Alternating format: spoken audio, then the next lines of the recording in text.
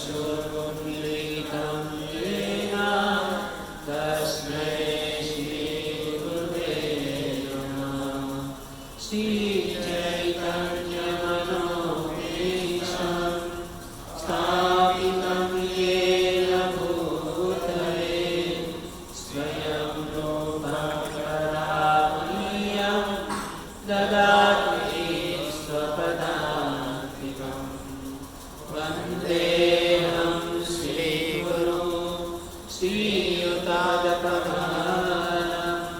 श्रीगुरून् वैष्णवांश्च श्रीरूपं साग्रजातं सहगणरत्नाथान्वितं तं सजीवम् साद्वैतं सावधूतं परिजनसहितं श्रीकृष्णचैतन्यदेवं श्रीराधाकृष्णपादान् सहगणललिता श्रीविशाखान्वितांश्च। हे कृष्णा करुणा सिन्धु दीनबन्धो जगत्पते गोपेश गोपिकान्त राधाकान्त नमोऽस्तुते। तप्तकाञ्चन गौराङ्गी श्रीराधे वृन्दावनेश्वरी वृषभानुसुते प्रणमामि हरिप्रिये। वाञ्छाकल्पतरुभ्यश्च कृपासिन्धुभ्य एव च पतितानां पावनेभ्यो वैष्णवेभ्यो नमो नमः। जय श्री कृष्ण चैतन्य प्रभु नित्यानन्द श्री अद्वैत गदाधर श्रीवासादि गौर भक्तवृन्द। हरे कृष्णा कृष्णा कृष्णा हरे हरे हरे राम राम राम हरे हरे। हरे कृष्णा कृष्णा कृष्णा हरे हरे हरे राम राम राम हरे हरे। हरे कृष्णा कृष्णा कृष्णा कृष्णा हरे हरे हरे राम राम राम हरे।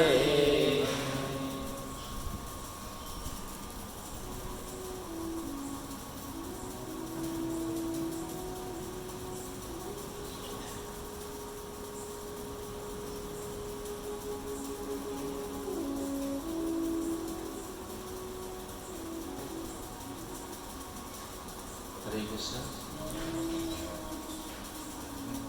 तो સૌપ્રથમ અહીંયા ઉપસ્થિત આંતરરાષ્ટ્રીય કૃષ્ણ ભાવનામૃતસંઘની અંદર અહીંયા પધારેલા બધા જ લોકોનું હાર્દિક સ્વાગત છે. મને જે શ્લોક આપવામાં આવેલો છે શ્રીમદ ભાગવતમ સ્કંદ 3 બીજો અધ્યાય 5 અને 6 નંબરનો શ્લોક છે.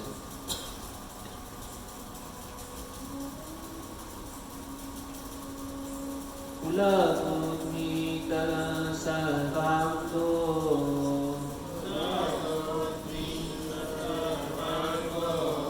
मुञ्चनिलत्रिसासु च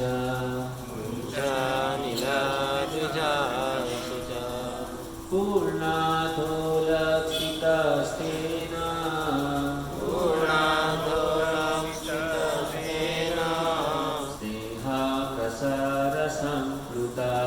स्नेहा प्रसार संप्लुता। श्लोक क्रमांक 6। सनके भगवद्लोका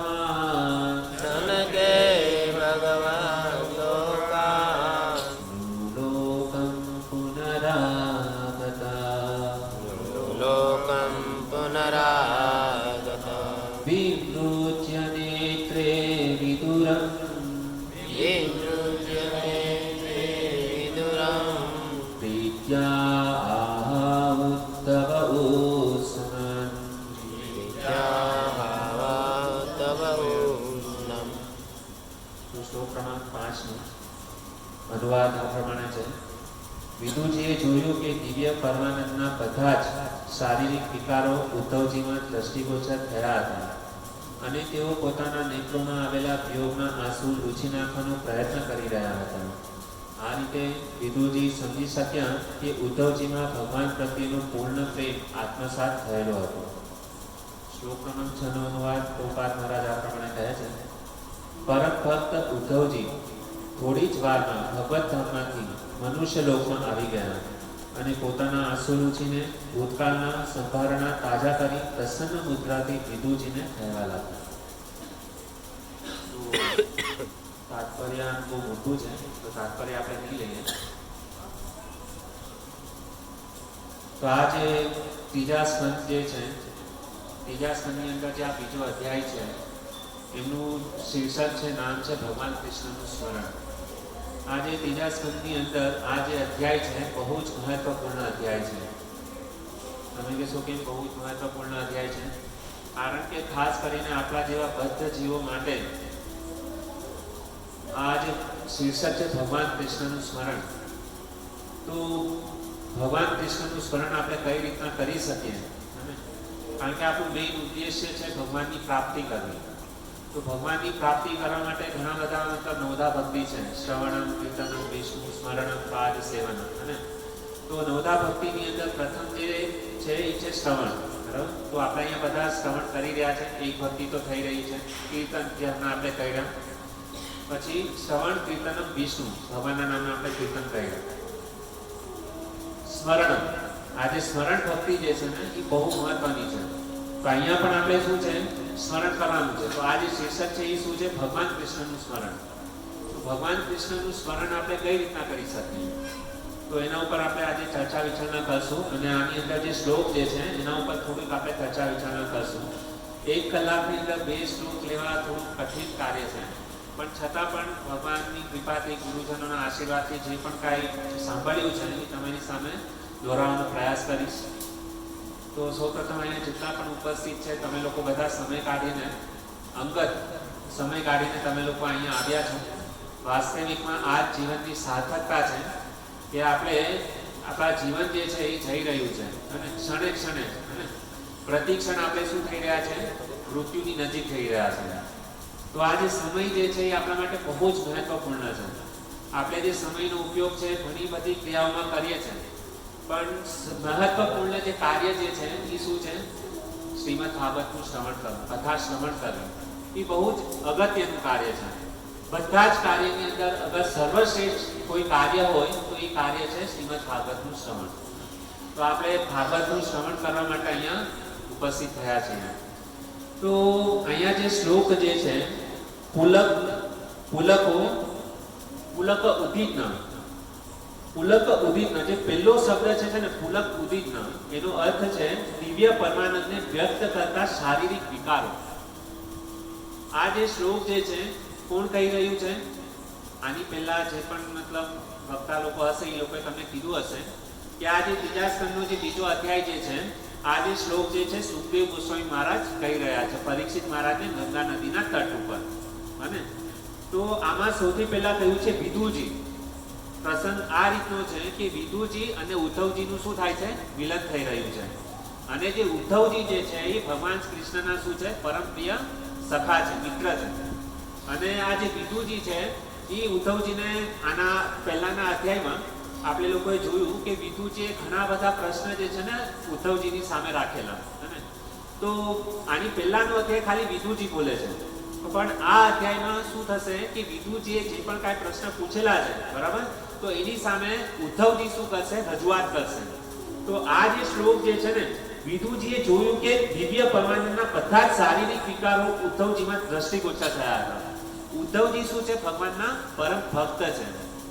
તો જે શુદ્ધ ભક્ત હોય ને એ બીજા ભક્તની મનોદશાને ઓળખી શકે છે કે એક શુદ્ધ ભક્તની અંદર કયા કયા લક્ષણો હોય છે. તો અહીંયા જે છે પુલક એટલે શું છે? દિવ્ય પરમાનંદ. જેવી રીતના કે ભક્તિની અંદર એક વિકાર હોય છે. જ્યારે કોઈ વ્યક્તિ ઉચ્ચ કોટીમાં જ્યારે ભજન કરે, ભક્તિ કરે, તો એની અંદર છે ને સ્વાભાવિક રીતના રોમાંચ, કંપન, અશ્રુ આ બધા ભક્તિના સ્તર છે. તો આપણે રોજ મંગળા આરતીમાં આપણે ગાઈએ છીએ કે આ બધા વિકારો કોની અંદર થાય છે? તો આપણે જે પરંપરાગત અંતર્ગત જે આવીએ છીએ ચૈતન્ય મહાપ્રભુની પરંપરાની અંતર્ગત, હે ને, તો જે ચૈતન્ય મહાપ્રભુ હતા ને એનામાં આ અષ્ટ સાત્વિક વિકાર જે છે ને એ જોવા મળે છે. તો સવારના મંગળા આરતીમાં જે બીજી પંક્તિ છે, મહાપ્રભુ કીર્તન નિત્ય ગીતા વાદિત્રમાધ્યા સોરસેના રોમાંચકાંબા સુતરંગ ભાજો વંદે ગુરુ શ્રી ચરણ રવિન્દ્રમ. આ જે ચૈતન્ય મહાપ્રભુ છે એમની અંદર આ બધા અષ્ટ સાત્વિક વિકાર, રોમાંચ, કંપન, અશ્રુ, હે ને, રોમાંચ, શરીરની અંદર રોમાંચ થાય ને જ્યારે, તો આપણા જે શરીરની અંદર જે રૂવાટા છે ને એ ઊભા થઈ જાય છે, હે ને. તો રોમાંચ પછી શું થાય છે? શરીરની અંદર કંપન થવા લાગે છે, આપણું શરીર શું છે? કાપવા લાગે છે, કંપન. પછી છે અશ્રુ, રોમાંચ, કંપા, સુતરંગ. જ્યારે જે વ્યક્તિ ભજન કરે છે ને શુદ્ધ ભાવમાં જ્યારે ભજન કરે ત્યારે એની અંદર શું થાય છે? રોમાંચ થાય છે, રૂવાટા ઊભા થઈ જાય છે, શરીર કાપવા લાગે છે, અને આંખોથી શું થાય છે? ભગવાનના વિરહમાં શું છે? અજસ અશ્રુ ધારા વહેવા લાગે છે. તો આ શું છે? રોમાંચ, કંપા, સુતરંગ ભાજો વંદે ગુરુ શ્રી ચરણારવિંદમ. તો આ જે લક્ષણ જે છે આપણે કોની અંદર જોઈએ છે? ચૈતન્ય મહાપ્રભુની અંદર. પણ શ્રીમદ ભાગવતમની અંદર જ્યારે સુખદેવ ગોસ્વામી આ શ્લોકનું જ્યારે ઉચ્ચારણ કરી રહ્યા છે તો આમાં પણ પહેલો શબ્દ શું લખ્યો છે? પુલક ઉદિતન. પુલક ઉદિતન એટલે શું થઈ ગયું કે આ શબ્દ કોના માટે વાપરવામાં આવ્યો છે? ઉદ્ધવજી માટે. ઉદ્ધવજી, વિદુજી જ્યારે ઉદ્ધવજીને જોવે છે ત્યારે એની દશા પણ કંઈક આ પ્રમાણે જ છે. એના શરીરની અંદર શું થયું? પુલક, પુલક શરીર. તો એનું શરીર શું છે? દિવ્ય આનંદમાં. કારણ કે વસુદેવજી કોના માટે પૂછી રહ્યા છે? કે કૃષ્ણ વિશે પૂછી રહ્યા છે. તો કૃષ્ણનું જેવું નામ ઉદ્ધવજીએ કેવલ સાંભળ્યું, એમના કાનમાં ગયું, તો એમનું સીધું જે મનસ્થિતિ હતી, એનું શરીર કેવલ અહીંયા હતું, પણ એનું મન ક્યાં ગયું? સીધું ભગવાન શ્રી કૃષ્ણના ચરણારવિંદમાં. સીધું શું કરે છે? એનું ધ્યાન ભગવાનના ચરણમાં સ્થિર થઈ ગયું છે. અને એ કેમ ખંભો સ્તંભ કેમ આવી રીતે સ્થિર ઊભો હોય એવી રીતના ઉદ્ધવજીની દશા થઈ ગઈ. પછી કહે છે સર્વ અંગો. સર્વાંગ એટલે સર્વાંગ એટલે શું થાય છે? શરીરની અંદર જેટલા પણ અંગો જે છે ને એ શરીરના અંગોની વાત કરી રહ્યા છે. મુંચન છોડતા, મિલત ખોલતા, દિશા એટલે શું છે? આંખોથી, સૂચ શોકના આંસુ. ઉદ્ધવજીના ઓલો શું થઈ ગયું? આંખોમાંથી શું થઈ ગયું? જેવું કૃષ્ણનું વિદુજીએ જેવું કૃષ્ણ વિશે પૂછે છે તો ઉદ્ધવજીની દશા શું થઈ ગઈ? એના શરીરમાં કંપન આવવા લાગ્યું અને એના શરીરના શું થઈ ગયું? વિકાર ઉત્પન્ન થવા લાગ્યા. સર્વ અંગ આખા શરીરની અંદર. મુંચન, મુંચન એટલે છોડતા, મિલત ખોલતા, દ્રષ્ટા એટલે આંખોથી, આંખોથી કેવલ જોવા માત્રથી. પછી સૂચા એટલે શોકના આંસુ. પૂર્ણ અર્થ, પૂર્ણ અર્થ એટલે પૂરેપૂરી પ્રાપ્તિ. લક્ષિત આમ દેખાયું.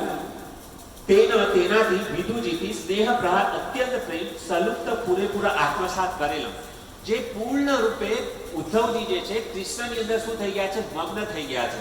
અને એની અંદર શું જોવામાં આવ્યું છે? જેવું ભગવાન શ્રી કૃષ્ણનું નામ એના કાનથી જેવું ગયું કાનની અંદર, તો તરત જ શ્રી કૃષ્ણની અંદર મંત્રમુગ્ધ થઈ ગયા છે. કેમ? એક થાંભલો કેવી રીતના હોય એવી રીતના. અને તો અહીંયા જે કંપન શબ્દ જે છે ને, તો હું એક ભૌતિક એક્ઝામ્પલ આપીને તમને સમજાવીશ કે આપણે આને ભૌતિક અને આધ્યાત્મિક બંને રીતના મતલબ આપણે આને દ્રષ્ટિથી જોશું. તો ભૌતિક દ્રષ્ટિથી કઈ રીતના કે જ્યારે શરીરની અંદર કંપન, કઈ રીતના કંપન થાય છે આ દર્શન. અહીંયા જે પહેલો શબ્દ છે પુલક. પુલક એટલે શું થાય? કંપન. અને શરીરની અંદર એક અલગ પ્રકારનો જે આનંદ થાય એને શું કહેવાય છે? પુલક. તો આવું આપણા શરીરની અંદર ક્યારે થાય છે? અને આ શીર્ષકનું નામ છે ભગવાન કૃષ્ણનું સ્મરણ. હે ને? તો આ જે ભગવાન કૃષ્ણનું સ્મરણ છે એની ઉપરથી એક તમને સ્ટોરી કહેવા માંગુ છું, કથા કહેવા માંગુ છું. તમે લોકોએ બધાએ અમેરિકાના એક બહુ પ્રખ્યાત માર્ક ડોક્ટર કરીને હતા, એનું નામ કદાચ તમે લોકોએ સાંભળ્યું હશે, માર્ક ડોક્ટર. અને એ જે કેન્સર હોય ને એના બહુ મોટા વિદ્વાન પ્રખ્યાત ડોક્ટર હતા અમેરિકાની અંદર. અને એ કેન્સરના પ્રખ્યાત હતા. કોઈ પણ વ્યક્તિનો ખાલી હાથ જોવે ને તો એ કહી દેતા કે આને શું બીમારી છે, કયા ઓલું છે. અને બહુ મોટા, અને કોઈ પણ એની એપોઇન્ટમેન્ટ માટે જાય ને તો એની ₹1,00,000 ફી હતી. કેટલી? ₹1,00,000 ફી. એટલો મોટો પ્રખ્યાત ડોક્ટર હતો. તો એક વખતની ઘટના છે અને એ જે ડૉક્ટર માર્ક જે છે ગમે ત્યારે કોઈ પણ જગ્યાએ જવું હોય ને તો આજે આપણે કેમ કરીએ ફોર વ્હીલમાં જઈએ ને એ રીતના ડૉક્ટર લોકો જાય કે સ્કૂટર ઉપર જાય, પણ એ માર્ક જે હતા ડૉક્ટર એ એટલા અમીર હતા, કરોડોપતિ હતા કે કોઈ પણ જગ્યાએ મિટિંગમાં જતા ને તો હેલિકોપ્ટરથી જતા. શેમાં? હેલિકોપ્ટરથી. તો એક વખતની ઘટના એવી છે ભક્તો કે એક એમને ઇમરજન્સી જે છે ને એક કન્સલ્ટન્સી મિટિંગ એ લોકોને મતલબ એરેન્જ થઈ હતી અને એ એમને અર્જન્ટલી ત્યાં પહોંચવાનું હતું એ મિટિંગની અંદર, કોન્ફરન્સ મિટિંગની અંદર. તો થયું એવું ભક્તો કે જ્યારે કોન્ફરન્સ મિટિંગ હતી, એટલી અગત્યની મિટિંગ હતી, એમને 2 કલાકની અંદર શું છે ત્યાં પહોંચવાનું હતું, કેવલ 2 કલાકનો સમય હતો. અને હેલિકોપ્ટર જે છે ને કેવું થયું, બગડી ગયું. જે હેલિકોપ્ટરથી બધી જગ્યાએ પર પરિભ્રમણ કરતા હતી, હેલિકોપ્ટર શું થઈ ગયું, બગડી ગયું. હવે એમના જે આસિસ્ટન્ટ હતા, આસિસ્ટન્ટને કીધું કે મારે અર્જન્ટ મિટિંગ એટેન્ડ કરવાની છે, કોન્ફરન્સ મિટિંગમાં જવાનું છે, હેલિકોપ્ટર બગડી ગયું છે. તો એને કીધું મારી ગાડી છે, ગાડીમાં ક્યારેક ગયા નહોતા પણ ના છૂટકે હવે એને ગાડીમાં બેસીને જવું પડે.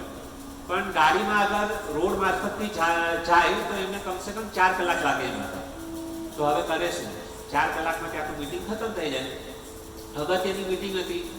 પછી એમના સેક્રેટરીએ કીધું કે એને મોબાઈલમાં પોતાનું જીપીએસ સિસ્ટમ ઓપન કરી. આજકાલ પણ આપણે ગમે ત્યાં જવું હોય તો ગૂગલ મેપ દ્વારા આપણે જઈ શકીએ છીએ. તો એને પોતાની મોબાઈલથી જીપીએસ સિસ્ટમ ઓપન કરી અને એને જોયું કે એક જંગલ તરફથી રસ્તો જાય છે, હે. તો એ જંગલમાંથી અગર શોર્ટકટમાંથી આપણે જઈએ તો આપણે 2 કલાકમાં પહોંચી જઈએ. તો ડૉક્ટરે કીધું કે જલ્દીથી જલ્દી ગાડી કાઢો અને આપણે એ ગાડીની અંદર આપણે શું કરશું, જશું. ઠીક છે, બધું વ્યવસ્થિત રીતના થઈ ગયું. ડૉક્ટરને બેસાડ્યા અંદર ગાડીની અંદર. ક્યારેય ગાડીમાં બેઠા નહોતા. પ્રથમ વખત ડૉક્ટર માર્ક જે છે એ ગાડીમાં બેસે છે ફોર વ્હીલમાં અને જંગલના રસ્તેથી જાય છે. ઇમ્પોર્ટન્ટ મિટિંગ હતી, કોન્ફરન્સ મિટિંગમાં જવાનું હતું, 2 કલાકનો સમય હતો.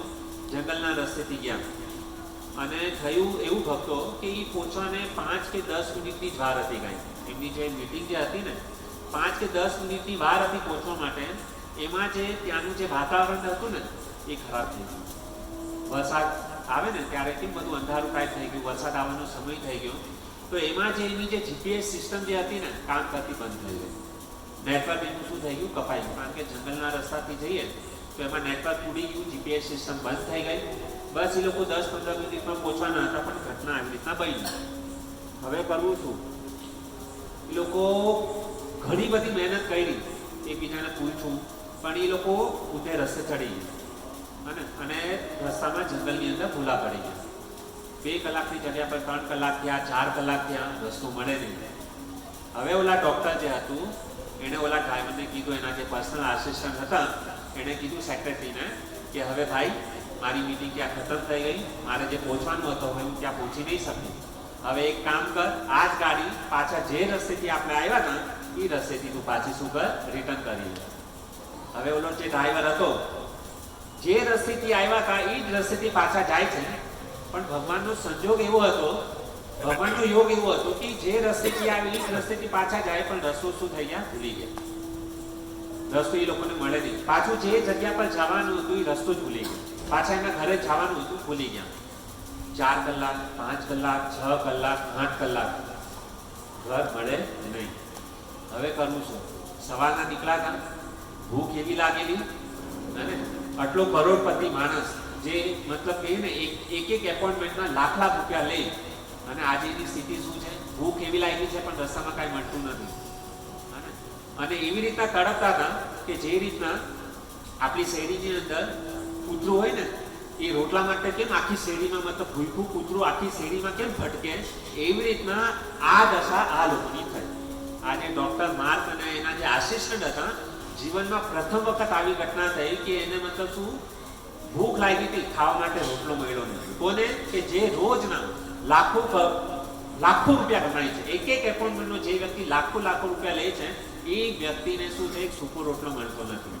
પછી એને ડૉક્ટરે ઓલા પર્સનલ આસિસ્ટન્ટને કીધું, ભલા માણસ મને બહુ જોરથી ભૂખ લાગી છે, જો અહીંયા કંઈ જંગલમાં કંઈક તને કોઈનું ઝૂંપડું દેખાતું હોય તો ત્યાં આપણે શું કરીએ, વિહામો લઈએ અને ત્યાં એને રિક્વેસ્ટ કરીને આપણને ખાવાનું આપે, કોઈને કહીએ.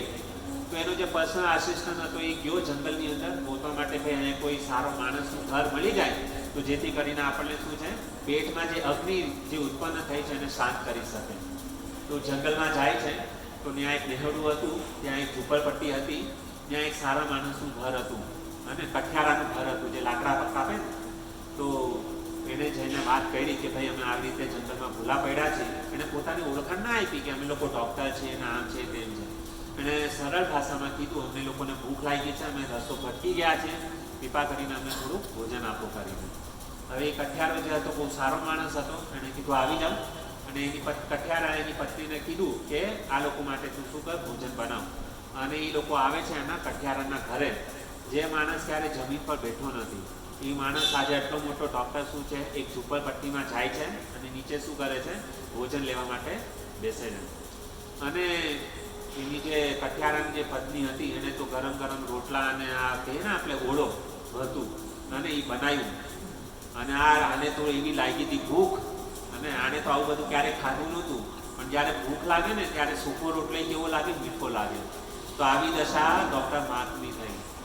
અને તરત જ જેવું મતલબ આવ્યું ભોજન, ઓલા જે કઠિયારા અને બંને જણા બેઠા અને કઠિયારે આસન નાખ્યું અને આસન ઉપર ડૉક્ટરને બેસાડ્યા, એને અને એના આસિસ્ટન્ટને. અને થયું એવું કે આપણે કેમ જમવા માટે બેસીએ તો સૌથી પહેલાં આપણે બધા સાથે જમે ને એકબીજાને પૂછીને. પણ આને તો ભૂખ ડૉક્ટર માર્કને એવી લાગી હતી, કોઈને કાંઈ પૂછ્યું નહીં અને સીધું ઝપઝપાટવાનું ચાલુ કર્યું એને ખાવાનું.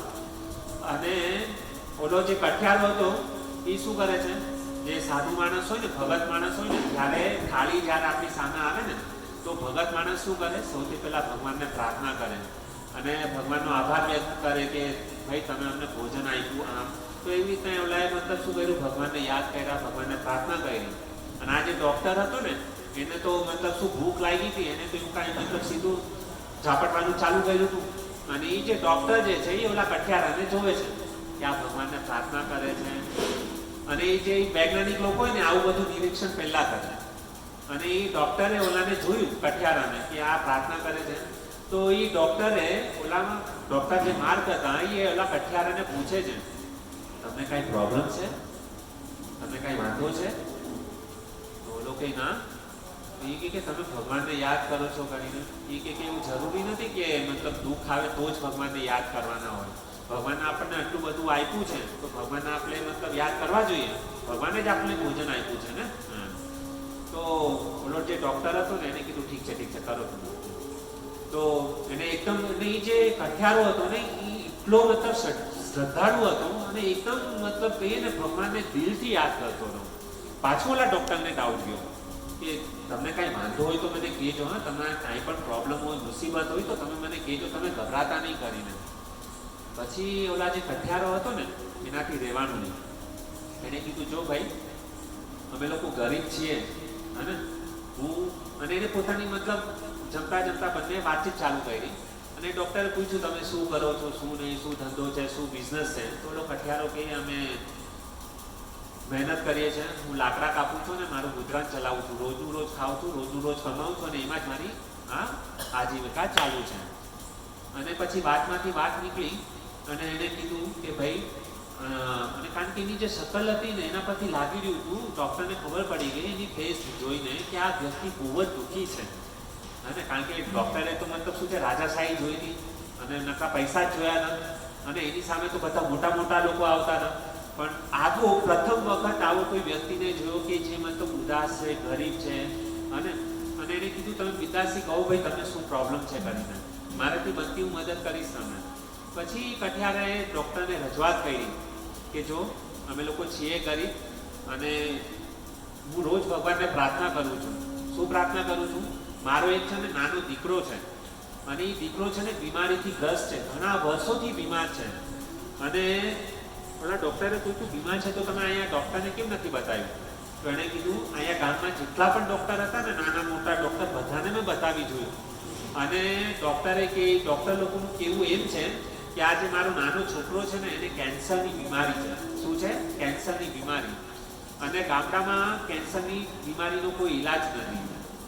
અને એ ડૉક્ટર લોકોએ અને આ કઠિયારો કીધું કે હું મતલબ ડૉક્ટર લોકોને મેં રિક્વેસ્ટ કરી કે જે પણ કાંઈ ખર્ચો થાય તમે લઈ લો, હું તમને રોજ કમાઈને તમને લોકોને આપતો જઈશ, પણ મારા છોકરાને ગમે એમ કરીને એને બીમારી દૂર કરો. રોજ હું બધા ડૉક્ટર પાસે ગયો પણ બધા ડૉક્ટરનું કહેવું એમ છે સત્ય ઘટના બોલું છું ભક્તો કે ડૉક્ટરનું મતલબ કહેવાનું એમ છે કે આ જે કેન્સરની બીમારી છે, જે અમેરિકાની અંદર મોટામાં મોટો એક ડૉક્ટર છે, એનું નામ છે માર્ક, અને એની પાસે તમે જશો ને તો તમારા છોકરાની બીમારી દૂર થશે કરીને.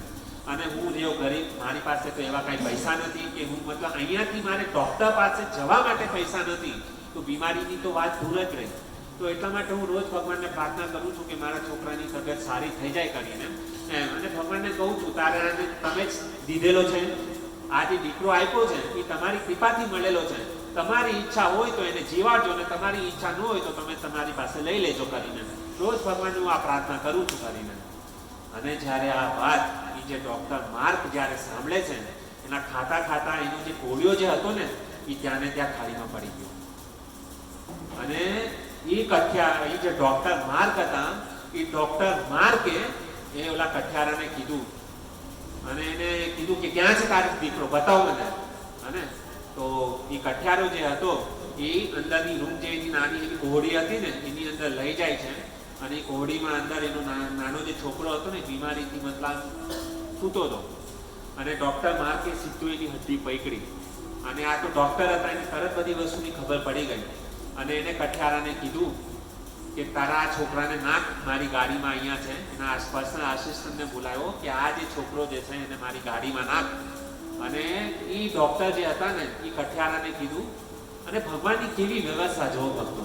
અને એ ડૉક્ટર એ ઓલા કઠિયારાને કહે છે, જો તું જેને પ્રાર્થના કરે છે, જે ભગવાન મતલબ કોણ ભગવાન છે, કોણ અલ્લાહ છે, એ મને કાંઈ નથી ખબર, પણ મને એટલી ખબર છે કે તું જેને પ્રાર્થના કરે છે, જે પરમાત્મા જે છે ને એ પરમાત્માએ મારે ઇમ્પોર્ટન્ટ મીટિંગ કોન્ફરન્સ મિટિંગમાં જવાનું હતું, એ તારા પરમાત્માએ શું કર્યું, સૌથી પહેલા મારું હેલિકોપ્ટર ખરાબ કરી દીધું. બીજી ઘટના શું ગઈ કે મારી જે ગાડી હતી, અમે જે ગાડીથી જવાના હતા એ ગાડીથી અમે શું જે જંગલના રસ્તેથી ગયા, રસ્તો અમને ભૂલવાડી દીધો. અને બીજી ઘટના શું થઈ કે હું આટલો મોટો મતલબ પૈસાવાળો ડૉક્ટર, હું આજે તારી ઝૂંપડીમાં તારી સામે ઊભો છું, અને એ પરમાત્મા જે છે એ જ પરમાત્મા જેની પ્રાર્થના કરે છે એ પરમાત્મા મને અહીંયા લાવીને ઊભો કરી દીધો છે. અને હું શું છું, ભૂકો આજે મતલબ તે તારી ઘરે મેં શું ખાધો, રોટલો ખાધો છે. અને આ પરમાત્માની શું છે વ્યવસ્થા છે. અને એ જ્યારે સાંભળ્યું, ઓલા એના જે કઠિયારાએ સાંભળ્યું, એને એના શરીરની અંદર શું થઈ ગયું, કંપન થવા લાગ્યું. અને રિયલમાં એને ભગવાનનું જે છે ને અનુભૂતિનો અહેસાસ, એ જે અહેસાસ જે છે ક્ષણ માટેથી, અને ક્ષણ માટેથી ઓલા કઠિયારાને ખબર પડી ગઈ કે આ બધી વ્યવસ્થા કોની હતી, પરમાત્માની હતી.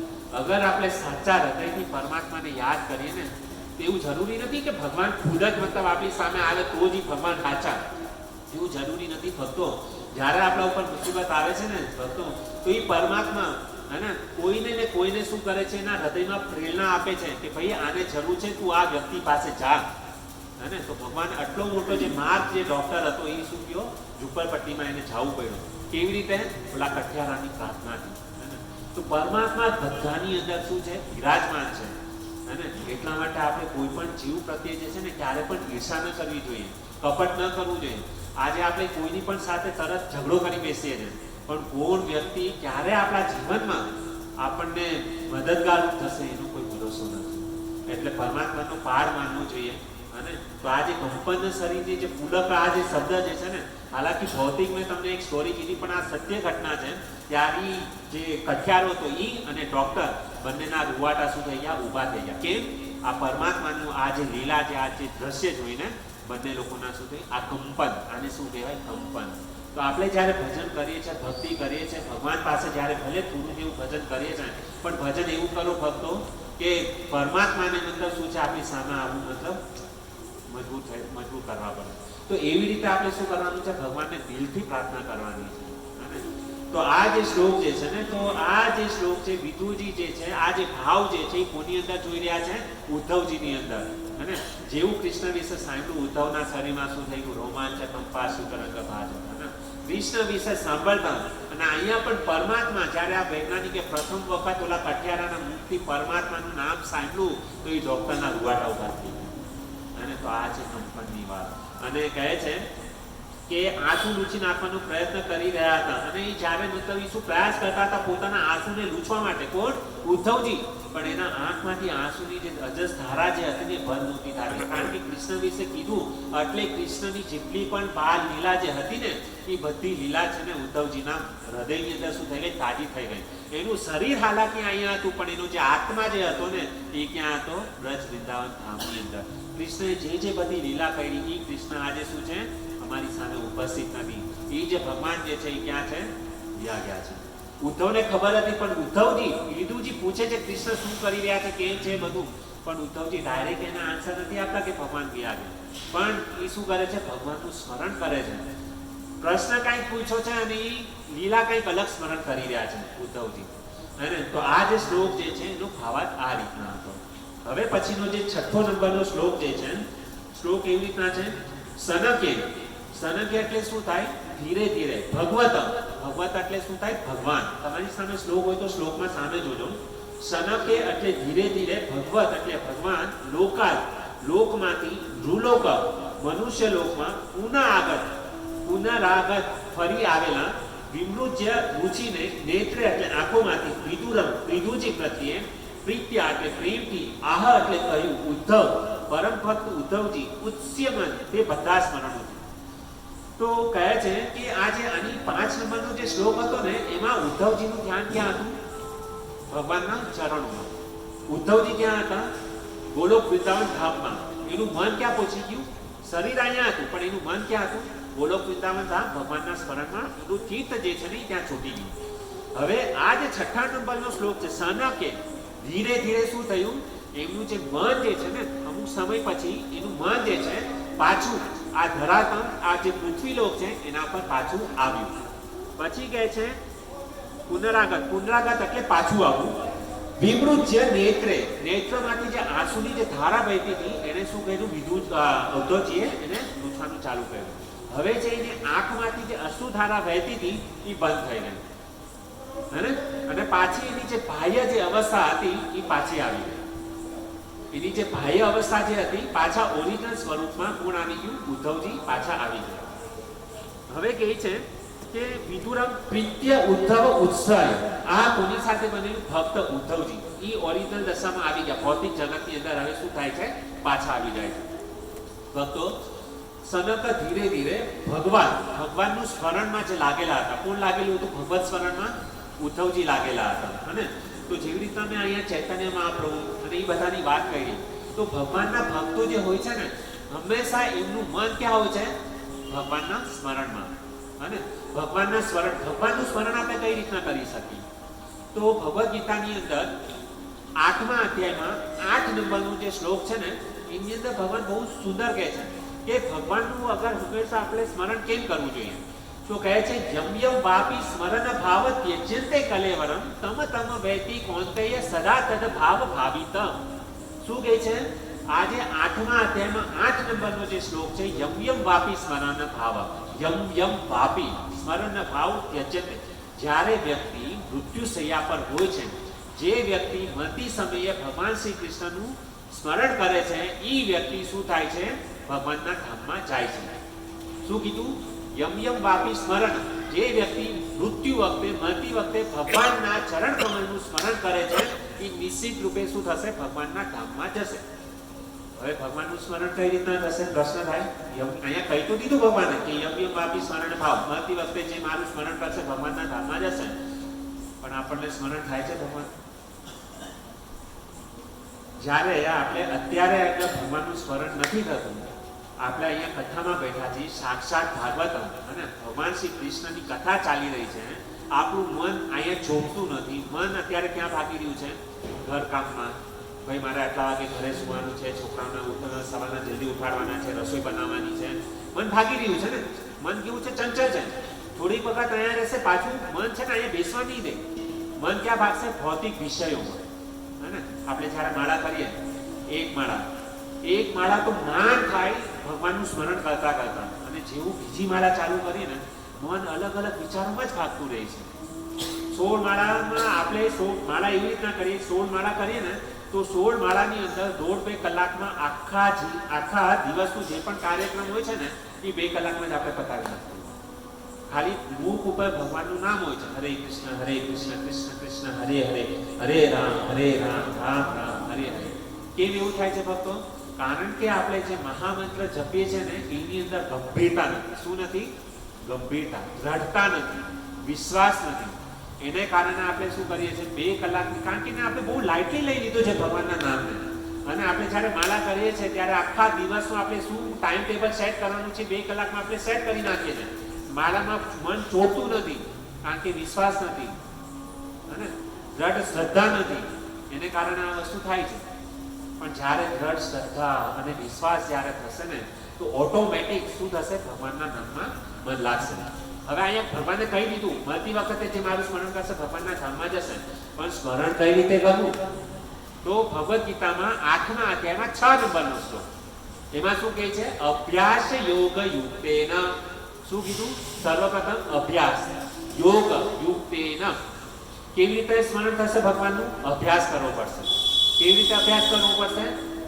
24 કલાક શું કરવું પડશે? અભ્યાસ.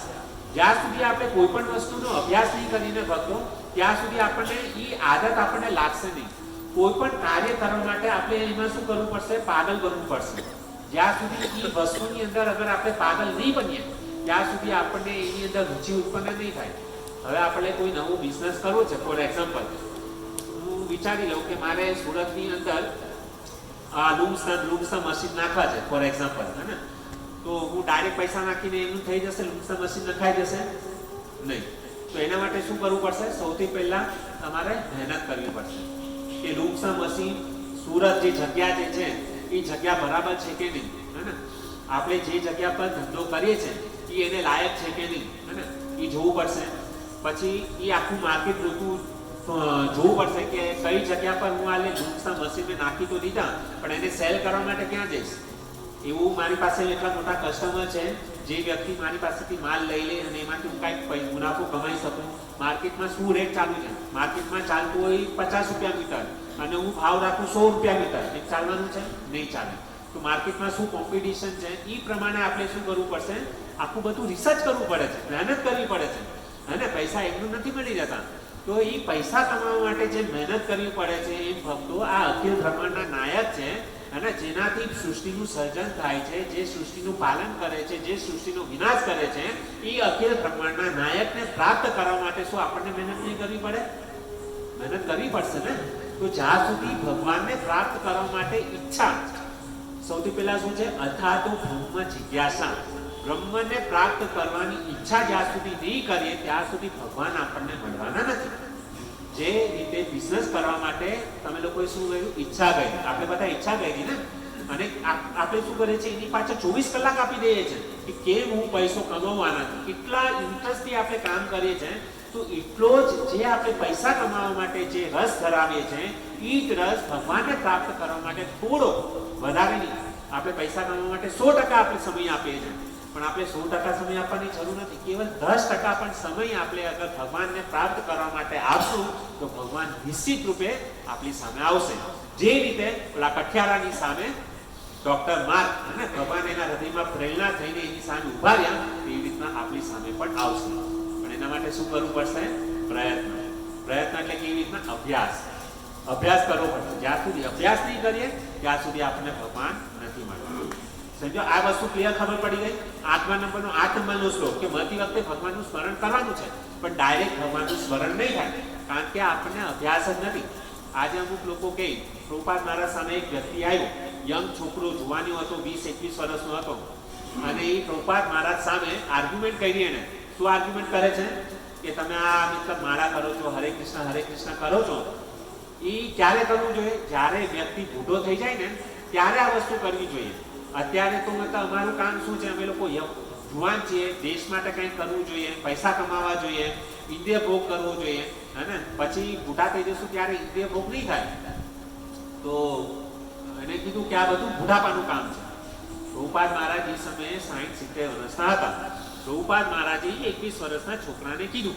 શું કીધું? શું કહે છે કે બુઢાપામાં મતલબ ભજન કરવું જોઈએ. હું તને એક પ્રશ્ન પૂછું છું કે વૃદ્ધ કોને કહેવાય? શું પ્રશ્ન પૂછો? બુઢાપો નહીં કહેવાય, હે ને? તો ઓલો જે છોકરો હતો તરત જ એને આન્સર આપ્યો કે જે વ્યક્તિ મૃત્યુની નજીક હોય, શું હોય? જે વ્યક્તિ મૃત્યુની નજીક હોય એને શું કહેવાય? બુઢો કહેવાય. શું કહેવાય? જે વ્યક્તિ મૃત્યુની નજીક હોય એને બુઢો કહેવાય. તો પ્રભુપાદ મહારાજે કીધું એબ્સોલ્યુટલી રાઈટ. શું કીધું? Absolutely right. હવે હું તને પ્રશ્ન પૂછું કે સપોઝ મૃત્યુનો તો કઈ ભરોસો નથી, ગમે ત્યારે આપણને મૃત્યુ આવી શકે છે. મારી પહેલા તારું મૃત્યુ નજીક આવ્યું તો બુઢો હું કે તું? શું કીધું પ્રભુપાદ મહારાજે? મારી પહેલા તારું મૃત્યુ નજીક આવ્યું, તને કઈ બીમારી થઈ ગઈ, કેન્સર થઈ ગયું, તું જલ્દી મરવાનો છે, તો બુઢો હું કહેવાય કે તું કહેવાય? તો ઓલો છોકરો જે છે ને એને ત્યારે દિમાગની બત્તી ટ્યુબલાઇટ થઈ એને કે ભાઈ આ વ્યક્તિ જે છે કોઈ સાધારણ વ્યક્તિ નથી, અને એકદમ મતલબ એને બરોબર હથોડો માર્યો, હે ને? તવો ગરમ હોય ને ત્યારે હથોડો મારી દેવો જોઈએ. કોઈ પણ વ્યક્તિ જ્યારે મતલબ આવી જ્યારે સ્થિતિ હોય ને, જ્યારે આપણે સ્મશાન ભૂમિમાં ને એ બધી જગ્યા પર જઈએ ને તો ત્યારે વૈરાગ્ય આવે, હારા હારાને વૈરાગ્ય આવી જાય કે ભાઈ ભજન કરી લેવું જોઈએ. આપણે કહીએ રામ નામ સત્ય હે ને?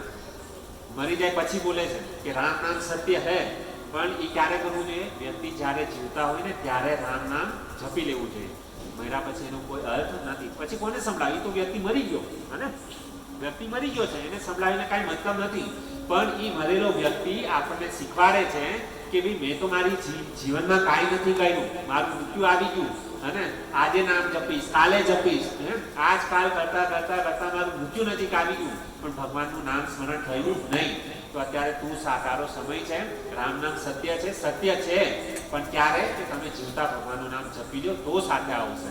આપણે કઈ બધાને જ ખબર છે ફિલોસોફી કે રામનું નામ જ ફક્ત આપણી સાથે આવવાનું છે, પણ એની પાછળ આપણે મહેનત કેટલી ગઈ, અને જે વસ્તુ નથી આવવાની આપણી સાથે એની પાછળ કેટલી મહેનત કરીએ બધાને ખબર છે આપણે શું કરીએ છીએ.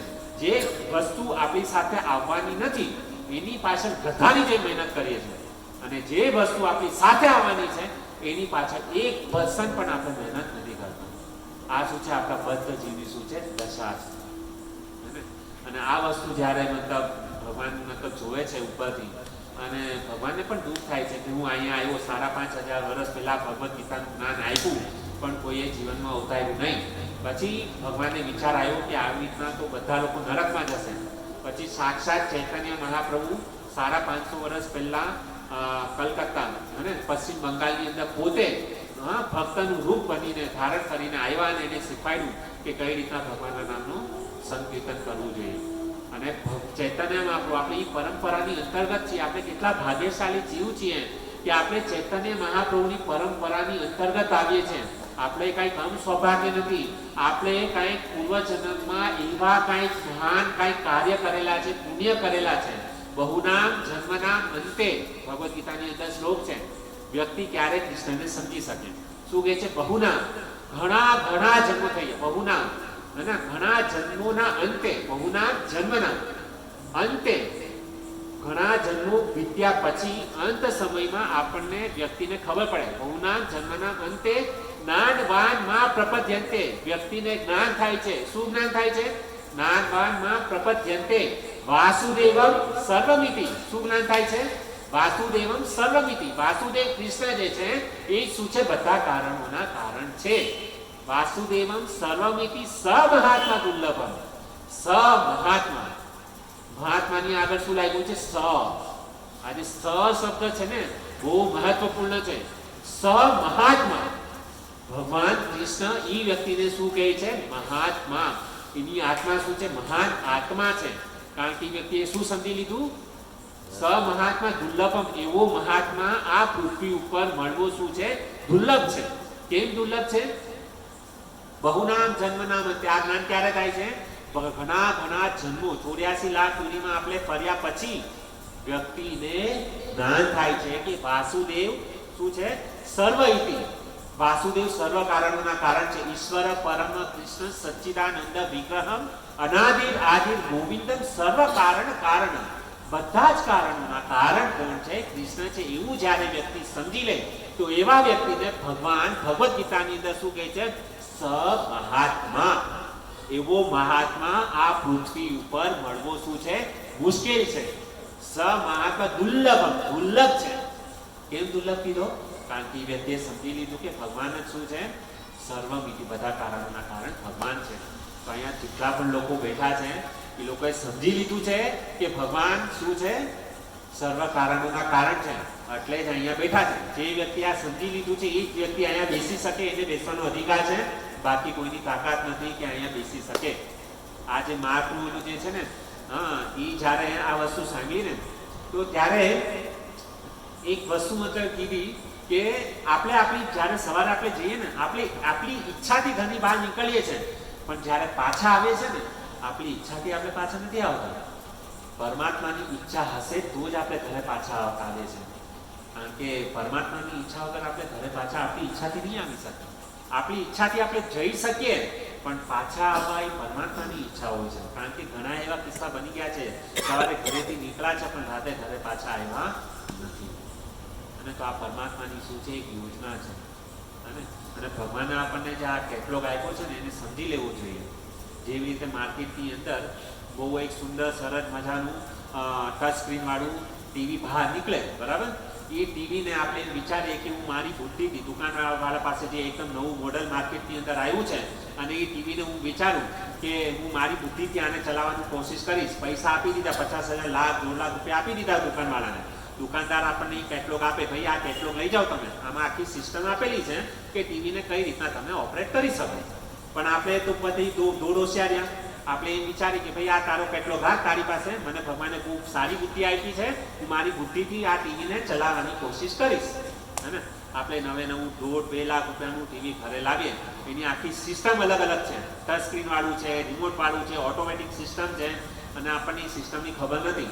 અને આપણે શું કરીએ અને આપણી બુદ્ધિથી ચલાવવાનો પ્રયાસ કરીએ તો એ ટીવી શું થશે? એક જ દિવસમાં આપણે એ ટીવીને બગાડી નાખશું. બરાબર વાત છે ભક્તો?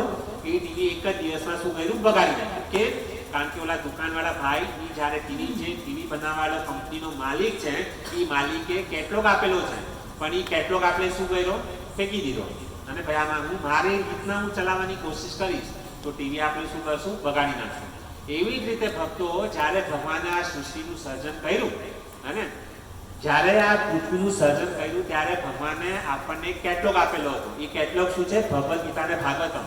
ભગવદ્ ગીતાની અંદર આપણને કીધું છે કે આપણે આપણું જીવન કઈ રીતના જીવવું જોઈએ. પણ આપણે શું કર્યું? એ ભગવદ્ ગીતાને લાલ કપડામાં બાંધીને ભગવાનની સામે મૂકી દીધી, અને ત્યારે એને ખોલી નથી, અને આપણે એની ખાલી આરતી ઉતારી.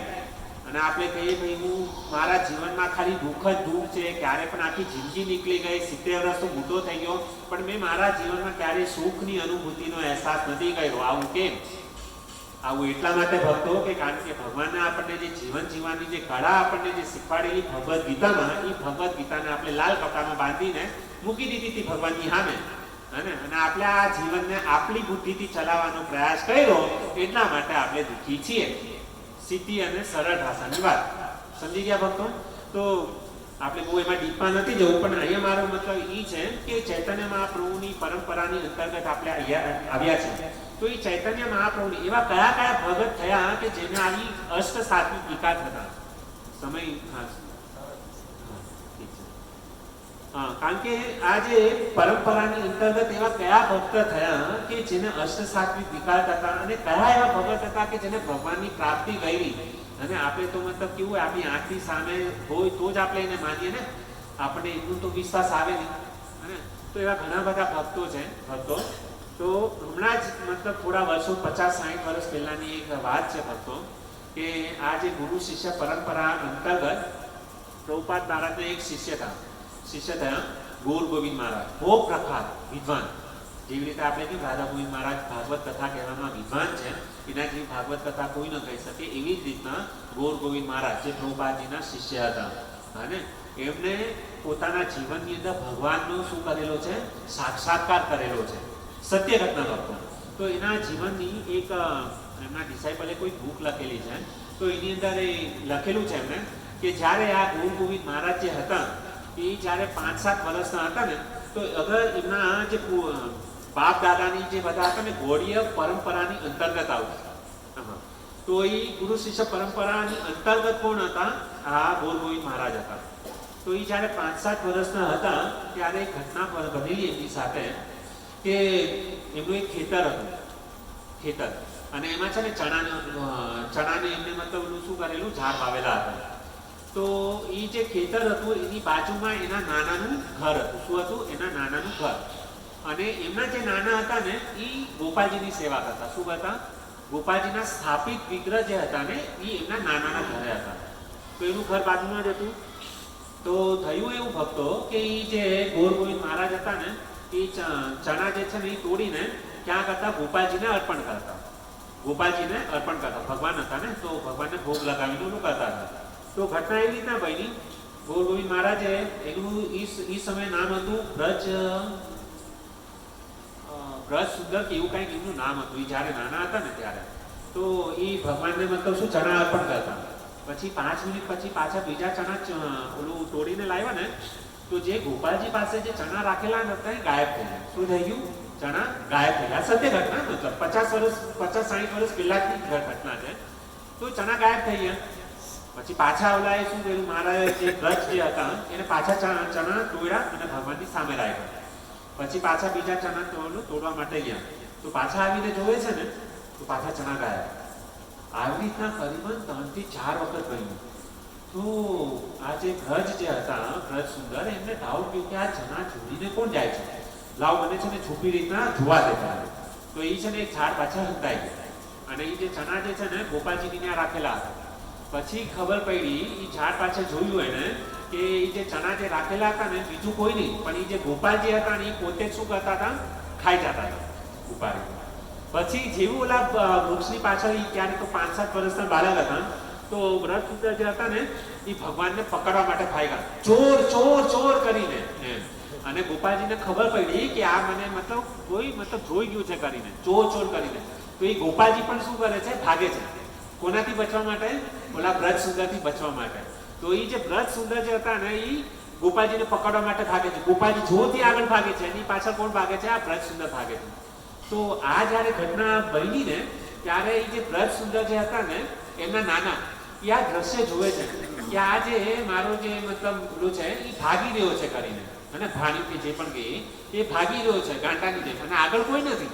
કારણ કે એના જે નાના હતા એને ભગવાન ગોપાલજી દેખાતા નહોતા, અને આ જે બ્રજ સુંદર છે ને એને દેખાતા હતા કે ભગવાન આ ચોરી કરીને ભાગી રહ્યા છે કરીને. પછી એના નાના એને પકડો, ભાઈ તું શાંત થા, કેમ આવી રીતે ગાંડાની જેમ ભાગે છે? તો એને વાત કરી કે છે મેં ચણા જે છે ને અહીંયા મૂક્યા હતા ને તો એ ચણા ગોપાલજી જે છે ને એ ચોરીને ભાગી ગયા કરીને, એને પકડવા માટે ભાગું છું કરીને. પણ હવે 5-7 વર્ષના બાળકની વાત કોણ સાચું માનવાનું? મને તો નાના એમ કીધું કે આનો કાંઈ ભ્રમ હશે કરીને. તો એને કીધું કે આવું ન હોય કરીને ભગવાન પાછા આપણને આપી દે કરીને. તો એવી રીતના એ વાતને મતલબ ત્યાં ખતમ થઈ. તો આ રિયલ જે સાક્ષાત્કાર હતો કોને થયેલો? જે ગોર ગોવિંદ મહારાજ જે હતા ને કોના શિષ્ય હતા? પ્રભુપાદ મહારાજ. આવા મતલબ પ્રભુપાદ મહારાજના શિષ્યની અંદર ભગવાન ડાયરેક્ટ શું કરતા હતા? એની સાથે આદાન પ્રદાન કરતા હતા. આપણે જે સંસ્થામાં છીએ ને કોઈ સામાન્ય સંસ્થા નથી. અને આ તો મતલબ આપણે બહુ વર્ષોની નહીં, 50-60 વર્ષ પહેલાની જ વાત મતલબ તમારી સામે રજૂ કરી રહ્યો છું કે આવું રિયલાઇઝેશન કોને થયેલું? ગોર ગોવિંદ મહારાજ. પણ આપણે પ્રભુપાદજીની આખી ઇતિહાસની અંદર જોઈએ છે કે પ્રભુપાદ મહારાજને તો ક્યારે આવું રોમાંચ, કંપન કે ભગવાનને આવી કાંઈ લીલા કરી એવું જોવા નથી મળતું કરીને. અને અમુક લોકો ટીકા ટીપણી એવી રીતના કરે કે પ્રભુપાદ મહારાજ તો ખાલી ABCD શીખવાડે છે, આવી જે ભક્તિની ગુહ્ય વાત છે એ તો શીખવાડતા નથી. પણ ભક્તો એટલી વસ્તુ સમજીને લેજો કે આ જે પ્રભુપાદ મહારાજ જે છે ને એ ચાહતો એની સાથે એ પણ ભગવાનથી ડાયરેક્ટ કનેક્ટેડ હતા પ્રભુપાદ મહારાજ. પણ એને આપણા જેવા બદ્ધ જીવનને શિક્ષા આપવા માટે એ શું થયા? આપણને શિક્ષા આપવા માટે એ ગુહ્ય લીલામાં પ્રવેશ નહીં છે, અને નકર એ પણ થઈ શકતા હતા. અને તો એ પરંપરાગત અંતર્ગત મતલબ એવી રીતના છે કે જે ગોર ગોવિંદ મહારાજ, હવે એક વખતની ઘટના એવી રીતના થઈ કે આ જે ગોર ગોવિંદ મહારાજ જે હતા ને તો એના આ બધા વિકાર થતા કરીને તો લોકોને મતલબ સંશય થતો કે એના ગુરુ મહારાજને આવું બધું નથી થયું તો આના કેમ મતલબ થયું? તો લોકોને એના પર ડાઉટ જતો. કારણ કે પ્રભુપાદ મહારાજને ક્યારે આવું નથી તો એના શિષ્ય કાંઈ એનાથી નીચા હોઈ શકે કે? પણ ભક્તો કે આપણે આપણી બુદ્ધિથી સમજવું જોઈએ કે કોઈ પણ ભક્ત જે હોય ને આવું ક્યારે વિકાર ને બધું થાય ને તો આપણે એને સામાન્ય ન સમજવા જોઈએ. આપણું કંઈક મતલબ સૌભાગ્ય છે કે આપણી સામે આવા ભક્તો જે છે ઉપસ્થિત છે કરીને. અને હવે જુઓ એક વસ્તુ પ્રેક્ટિકલ રૂપમાં તમને સમજાવું. અને કે ભગવાન શ્રી કૃષ્ણ 5,500 વર્ષ પહેલા હતા અને તો યદુવંશની અંદર મતલબ ભગવાને જન્મ લીધો હતો. તો એ સમયે ધૃતરાષ્ટ્ર હતા અને પછી આ દુર્યોધન હતો અને બધા લોકો હતા ને બધાની સામે ભગવાન કૃષ્ણ ત્યારે તો સાક્ષાત ઉપસ્થિત હતા, પણ છતાં પણ દુર્યોધન એની સામે ભગવાન છે, ભગવાન એને જ્ઞાન આપી રહ્યા છે, છતાં પણ દુર્યોધન ભગવાનને સમજી ન શક્યો. ધૃતરાષ્ટ્ર એ પણ ભગવાનને સમજી ન શક્યો કે આ ભગવાન છે અને આ જે ભગવાન કે છે એની વાત માની લેવી જોઈએ, કારણ કે એ લોકો કૃષ્ણને ભગવાન માનતા જ નહોતા. તો હવે આપણે ક્યાંથી મતલબ આ બધા પર મતલબ ઊંધું કરી શકીએ? આપણને તો સામાન્ય જ લાગે ને કોઈની અંદર આ વસ્તુ થાય, કારણ કે એ વસ્તુ આપણને ખબર નથી, એનું જ્ઞાન નથી. તો આ બધું જ્ઞાન આપણને ક્યાંથી મળે છે? શ્રીમદ ભગવદ્ ગીતા અને ભાગવતમમાંથી મળે છે. અને તો આવા મતલબ શું છે, આપણે એ પરંપરાની અંતર્ગત છીએ. એક વખતની આ જે રોમાંચ અને કંપનની આ જે અષ્ટવિકારની જ્યારે વાત થઈ રહી છે ભક્તો, તો બહુ જ સુંદર એક આપણા ચૈતન્ય ચરિતામૃતની અંદર એક સુંદર પ્રસંગ આવે છે. હું 10 મિનિટમાં ખતમ કરીશ. શ્રીનિવાસ આચાર્ય થયા. કોણ થયું? શ્રીનિવાસ આચાર્ય. તો આ જે શ્રીનિવાસ આચાર્ય જે હતા ને એ પણ ભગવાનના મતલબ શું હતા? અંતર્ગત પાર્ષદ હતા. તો આ જે શ્રીનિવાસ જે આચાર્ય હતા ને એ જ્યારે ભગવાનમાં જ્યારે પ્રવિષ્ટ થતા નિત્ય લીલામાં, તો ત્યારે એમનું નામ હતું ગુણમંજર. શું હતું? ગુણમંજર. હવે બહુ દિવ્ય લીલા કહેવા માટે જઈ રહ્યો છું કે કારણ કે આ જે ભાગવતની અંદર આ જે શ્લોક જે છે ને બહુ મહત્વપૂર્ણ છે. તો એ જે શ્રીનિવાસ આચાર્ય હતા એ જ્યારે નિત્ય લીલામાં પ્રવિષ્ટ હતા, જ્યારે ધ્યાનમગ્ન થતા, જ્યારે રાધા રાણી ને એ લોકોની જ્યારે ગોપીઓ સાથે જ્યારે ભગવાન કૃષ્ણ જે લીલા કરતા ને આ જ્યારે ધ્યાનમાં બેસતા શ્રીનિવાસ આચાર્ય તો ધારિક લીલામાં પ્રવિષ્ટ થઈ જતા. તો ત્યારે એ એક ગોપી બની જતા. શું બનતા? ગોપી. અને એ ગોપીનું નામ હતું ગુણમંજર. શું હતું? ગુણમંજર. તો એક વખતની ઘટના એવી રીતે થઈ કે આ જ્યારે ધ્યાનમાં બેસતા ને તો 1 કલાક 2 કલાક એવી રીતના ધ્યાનમાં બેસતા, લીલામાં પ્રવિષ્ટ થતા. પણ એક દિવસ કેવું થયું ભક્તો કે જ્યારે શ્રીનિવાસ આચાર્ય ધ્યાનમાં બેઠા પછી એને આંખ ખોલી જ નહીં. શું થયું? આંખ એને ખોલી જ નહીં. એને ધ્યાનમાં મસ્ત થઈ ગયા. પછી એની પત્ની આવી, એને જોયું મારા પતિદેવ 2 કલાક થઈ ગયા, રોજ 2 કલાક ધ્યાનમાં બેસે છે, આજે 4 કલાક થઈ ગયા, હજી સુધી આંખ ખોલી નથી. ડાઉટ અલગ ગયો હવે એના મનમાં કે કાંઈક તો થઈ ગયું છે. એના પરિવારવાળાને બધાને બોલાવ્યા, એના જે શ્રીનિવાસ આચાર્યના પિતાજી આવ્યા. પછી ધીમે ધીમે ગામમાં ખબર પડી કે આ શ્રીનિવાસ આચાર્યને કાંઈક થઈ ગયું છે. આખું ગામ શ્રીનિવાસ આચાર્યના ઘરે આવી ગયું. પછી ધીરે ધીરે શું થયું ભક્તો, ત્યાંના જે રાજા હતા ને રાજાને ખબર પડી કે આ જે શ્રીનિવાસ આચાર્ય જે છે ને કાંઈક થઈ ગયું છે. તો આખું ગામ, આખું કુટુંબ, રાજા એ ક્યાં આવી ગયા? શ્રીનિવાસ આચાર્યના ઘરે. હવે ભક્તો થયું શું કે આ જે શ્રીનિવાસ આચાર્ય ધ્યાનમાં બેસી ગયા હતા અને પછી આ લોકોએ ચેક કર્યું કે ભાઈ એની અંદર પ્રાણ છે કે નહીં, શ્રીનિવાસ આચાર્યના શરીરમાં પ્રાણ છે કે નહીં, કે શરીર છોડી દીધું. તો ચેક કરવા માટે શું કર્યું? પેલું જે કાપૂસ હોય ને એ નાક પાસે રાખ્યું, કાંઈ હલન ચલન નહીં. બધાને જોયું કે આનું શું થઈ ગયું? હરિબોલ થઈ ગયું કરીને.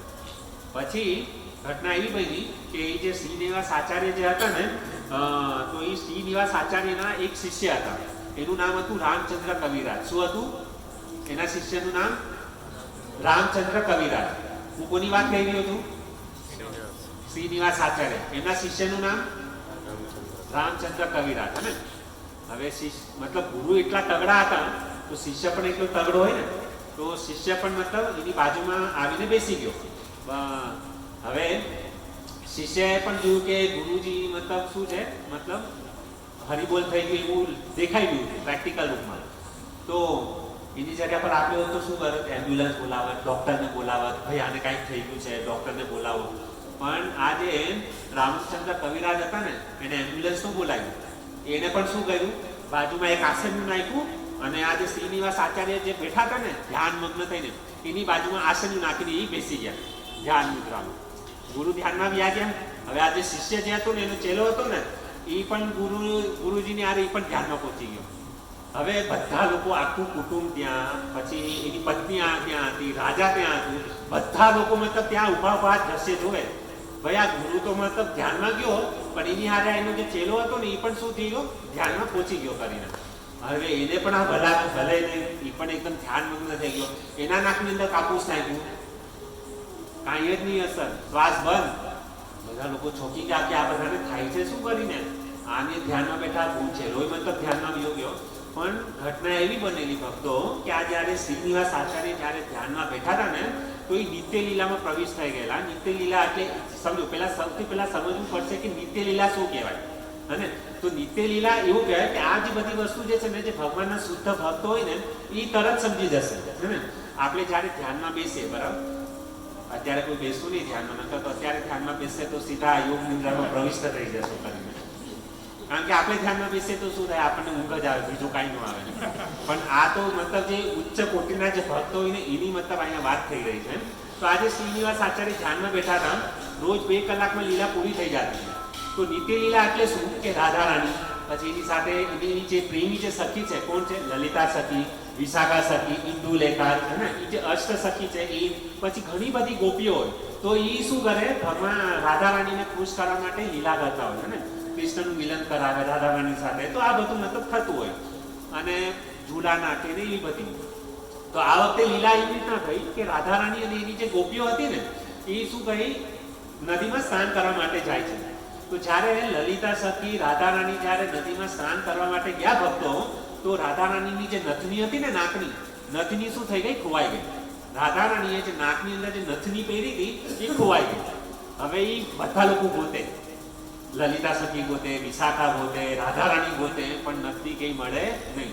બધી ગોપીઓ છે નહીં રાધા રાણીની નથની ગોતો, કારણ કે નથની બહુ અમૂલ્ય હતી અને એ નથની ખોવાઈ ગઈ. એ નથની ગોતવામાં બધા લોકો શું કરતા હતા, ગોતતા હતા, પણ નથની મળી નહીં. હવે એમાં શું થયું કે આજે શ્રીનિવાસ આચાર્ય છે એ પણ ત્યાં શું છે, સખી છે, નિત્ય લીલામાં પ્રવેશ છે. એ સખીનું નામ શું છે, શું છે, ગુણા સખી. શું છે, ગુણ મંજરી કહેવાય. ગુણા સખી કાં તો ગુણ મંજરી કહેવાય એને. અને હવે શું થયું, આજે રામચંદ્ર કવિરાજ હતા ને એ પણ નિત્ય લીલામાં પ્રવેશ થઈ ગયા. તો એ રામચંદ્ર કવિરાજ જ્યારે એ નિત્ય લીલામાં પ્રવેશ્યા તો એ મંજરીનું નામ શું છે, જ્યારે આ રામચંદ્ર કવિરાજ નિત્ય લીલામાં પ્રવેશ થતા તો એ પણ મંજરી બની જતા. તો એ મંજરીનું નામ શું છે, કરુણા મંજરી. શું છે, કરુણા મંજરી. શું નામ, કરુણા મંજરી. બરાબર. હવે એ પણ નિત્ય લીલામાં પ્રવિષ્ટ થઈ ગયા. હવે એ જે કરુણા મંજરી જ્યારે નિત્ય લીલામાં પ્રવિષ્ટ થઈ તો ત્યારે એનો અને આ ગુરુજીનો બંનેનો શું થયો, મિલાપ થયો. હવે એ કરુણા મંજરી કોને પૂછે છે, કઈ મંજરીને પૂછે છે, ગુણ મંજરીને પૂછે છે. શું પૂછે છે, શું થયું ભાઈ? તો જે ગુણ મંજરી જે છે એ કરુણા મંજરીને કહે છે, ગુરુ છે એ એના ચેલાને કહે છે કે રાધા રાણીની શું થઈ છે, નથની ખોવાઈ ગઈ છે, અમે લોકો ગોતીએ છે. તો આ જે કરુણા મંજરી હતા, જે શિષ્ય જે હતા એ શું કહે છે, ગુરુને પ્રણામ કર્યા, એના આશીર્વાદ લીધા કે મને પણ આશીર્વાદ આપો, હું પણ આ તમારી જે નથની ગોતવામાં તમને મદદગાર હતા. તો ગુરુજી એને આશીર્વાદ આપ્યા, એને પ્રણામ કર્યા. હવે થયું શું, ભગવાનની મતે એવી યોજના કે આ જે કરુણા મંજરી જે હતી ને, કરુણા મંજરીને રાધા રાણીની જે નથની ખોવાઈ ગઈ હતી ને એ નથની કોને મળી, કરુણા મંજરી. કોને મળી, ઓલો જે શિષ્ય જે હતો ને એ શિષ્યનું નામ શું હતું, રામચંદ્ર કવિરાજ. શું હતું, રામચંદ્ર કવિરાજ. અને નિત્ય લીલામાં શું છે, કરુણા મંજરી. તો એ કરુણા મંજરીને શું થયું, રાધા રાણીની નથની મળી ગઈ. અને હવે ઘટના શું થઈ, એની જગ્યા પર આપણે હોત અને આપણે આગળ સમજો કરુણા મંજરી હોત, આપણે શું કરે, તરત જ ઠેકડો મારીને રાધા રાણી પાસે પહોંચી ગયા હોય કે આજુ મેં તમને શું છે નથની ગોતીને આપી. આપણે તરત રાધા રાણી, કારણ કે આપણે તો માન સન્માન બધું મતલબ ભરીને જોતું હોય. આજકાલ બધાને મતલબ કોઈ આપણી પ્રશંસા કરે. હવે ફોર એક્ઝામ્પલ હું કહું, અરે જીતુભાઈ, અરે એટલા સુંદર ભગત છે, બહુ સારી તૈયારી કરે, બુધવાર અહીંયા મંગળવારના પ્રોગ્રામમાં સૌથી પહેલાં આવી જાય, માઇકનું એરેન્જમેન્ટ કરી નાખે, બહુ સારા ભગત છે. હવે હું આવી પ્રશંસા એની કરું, બહુ સારી ભજન કરે છે, કીર્તન બહુ સારા કરે છે, તો એના મનમાં તો મતલબ ખાલી એક્ઝામ્પલ આપું છું, વાસ્તવિકમાં સારા ભગત છે. તો મતલબ કેવું મતલબ એને આનંદ મતલબ ઓલું થાય ને, અષ્ટવિકાર કે મને પ્રભુજી મારા વિશે કેટલું મતલબ ઓલું લોકાયું, તો કેટલો આનંદ થાય. અને પછી એ મતલબ શું છે, જે સારું બોલે ને, જે સારું આવી રીતે આપણને પણ કોઈ આપણી વખાણ કરે તો એ વ્યક્તિ આપણને કેવો પ્રિય લાગે, હે ને? એમ થાય ઓહો, મને મતલબ આ પૃથ્વીનું બધું જ સુખ જે છે ને એ બધું જ મને મળી ગયું, આ વ્યક્તિએ મને આપી દીધું. તો આજે પણ જે જેટલા પણ લોકો દુઃખી છે ને એ લોકોને ભગત બનાવવાનો હોય તો ખાલી સિમ્પલ એને કહેવાનું, ખાલી જેટલા લોકો દુઃખી છે ને એ લોકોની કેવલ તમે વાત સાંભળશો ને. અત્યારે આપણને શું છે, ભૂલવાની આદત છે કે હારે મને ભૂલવાનો મોકો મળે અને કોઈ મળ્યું નથી ને આપણે આપણી સ્ટોરી ચાલુ કરી નથી. હવે ભાઈ પેલા સામેવાળાની પેલા વાતો સાંભળો. સામેવાળો ક્યારે સાંભળશે તમારું, જ્યારે તમે પહેલા એવું સાંભળશો એનું જ્યાં સુધી તમે નહીં સાંભળો ને ત્યાં સુધી તમે ગમે એટલી મોટી ફિલોસોફી ઠોકશો ને તો પણ એ સાંભળવાનો નથી. તો સૌથી પહેલા શું કરવું જોઈએ? સામેવાળાનું સાંભળવું જોઈએ અને પછી આપણે કાંઈ બોલવું જોઈએ.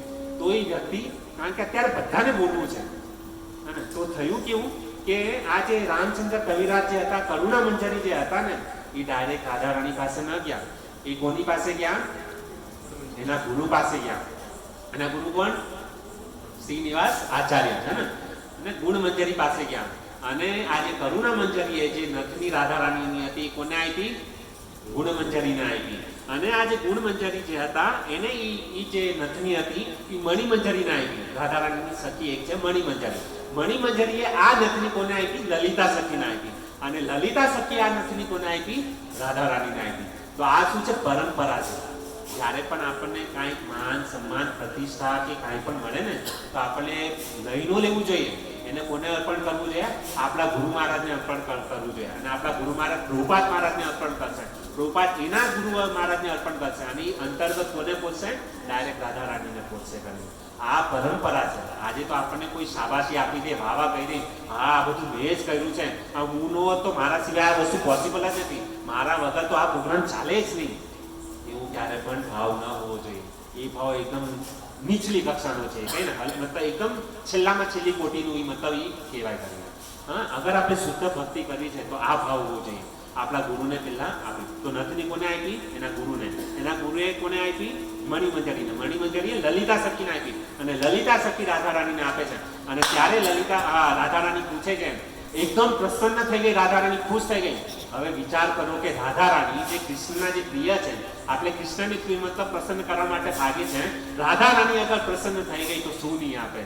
રાધા રાણીને આપણે ખુશ કરવા માટે આપણે જ્યારે મહામંત્ર બોલીએ છીએ તો સૌથી પહેલા નામ કોનું આવે છે? હરે. હરે એટલે શું છે? રાધા. કૃષ્ણ એટલે કૃષ્ણ. તો કૃષ્ણની પહેલા પણ જે રાધા રાણી છે એ અગર પ્રસન્ન થઈ જાય પછી કાંઈ બાકી રહે? કોઈને ખુશ કરવાનું કાંઈ જરૂર નથી. પછી અગર રાધા રાણી ખુશ થઈ ગયા, બધું આવી ગયું. રાધા રાણી પ્રસન્ન થઈ ગયા અને પહેલો જ પ્રશ્ન પૂછો, આ નથની મળી કોને? પછી લલિતાએ કીધું આ નથી મણિ મંજરી આપી. મણિ મંજરી મને આ ગુણ મંજરી આપી. અને ગુણ મંજરીને કોને આપી? આ કરુણા મંજરી આપી. તો આ કરુણા મંજરી હે ને. તો તરત જ રાધા રાણી એ સમયે પાનનું બીડું એ ચબાવતા હતા, એ પાનનું બીડું મોઢામાંથી કાપીને કોને આપ્યું? લલિતાને આપ્યું. અને લલિતા એ આખી પરંપરા મારફત કોને મળ્યું? આ જે છેલ્લે જે કરુણા જે મંજરી હતી ને એને આપ્યું. અને કરુણા મંજરીએ શું કર્યું? એ જે પાનનું જે બીડું હતું, આ બધું ક્યાં થઈ ગયું છે? ગોલોક વૃંદાવન ધામની અંદર. અને નિત્ય લીલામાં પ્રવેશ છે. અને તો એ પાનનું બીડું શું કર્યું? એ પોતાની જે ખેસ હોય ને, ખેસની અંદર બાંધ્યું કરુણા મંજરીએ. અને પછી એ લોકોનું ધ્યાન તૂટ્યું, સમાધિ તૂટી. અને સમાધિમાંથી બંને ગુરુ અને ચેલા બંને લોકોની આંખ ખુલી. અને જેવી આંખ ખુલી તો ઓલા જે જેવી કરુણા મંજરીએ શું કર્યું? એ જે રાધા રાણી જે બીડું આપેલું ને, પાનનું બીડું, એ સીધું ખોલ્યું. અને જેવું એ પાનનું બીડું ખોલે છે, આખા ગામમાં એવી સુગંધ, એવી મહેક સુંદર મતલબ ફેલાઈ ગઈ, આખું ગામ સુગંધિત થઈ ગયું. અને બધા લોકો કહેવા આ સુગંધ ક્યાંથી આવે છે? સુગંધ ક્યાંથી આવે છે? એ રાધા રાણીએ જે પાનનું બીડું આપેલું ને, એ પાનના સુગંધથી આખું ગામ કરી ગયું. તો મતલબ કહેવાનો મારો ભાવ એ છે કે આ જે અષ્ટ વિકારી જે છે ને, આપણે કોઈ સાધારણ પરંપરાની અંતર્ગત નથી. આપણે જે પરંપરાની અંતર્ગત છે એ આપણા મતલબ આચાર્ય, એ લોકોને સાક્ષાત ભગવાનનો સાક્ષાત્કાર થયેલો છે. એ પરંપરાની અંતર્ગત આપણે આ ભજન કરીએ છીએ, ભક્તિમાં આવીએ છીએ. તો આપણું કેટલું અહોભાગ્ય હશે. મેં તમને કીધું ને, સ મહાત્મા દુર્લભ. એ જેટલા પણ લોકો બેઠેલા છે એ શું છે? મહાત્મા. કેમ મહાત્મા છે? કારણ કે પરંપરાની અંતર્ગત આપણને રાધા રાણી આપણને શું કર્યા છે? સિલેક્ટ કરેલા છે. રાધા રાણીએ સિલેક્ટ કર્યા છે એટલે અહીંયા આપણે ઇલેક્ટ થયા છે. નકર આપી કોઈ હેસિયત નથી કે આપણે અહીંયા બેસી શકીએ. ઠીક છે, અહીંયા હું મારી વાણીને વિરામ આપું છું. મારાથી જે પણ કાંઈ બોલવામાં ભૂલ થઈ ગયું, મારે એક સેવક એક દાસ સમજીને મને ક્ષમા કરજો. હરે કૃષ્ણ.